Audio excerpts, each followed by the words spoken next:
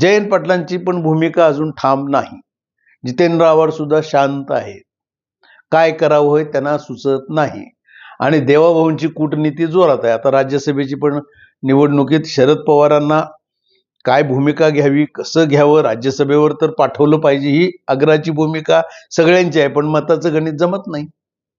आणि त्यात आता सुनेत्राताई पॉवरफुल, परत त्यांना पूर्ण ताकद देणार भारतीय जनता पक्ष. ते म्हणतील ते होणार. अशा वेळेला मग परत शरद पवारांची मदत घ्यायची काही गरजच नाही आहे ना आता यांना. पार्थ आणि जय पवार ही दोघंही आता सक्रिय झालेली दिसत आहेत राजकारणामध्ये.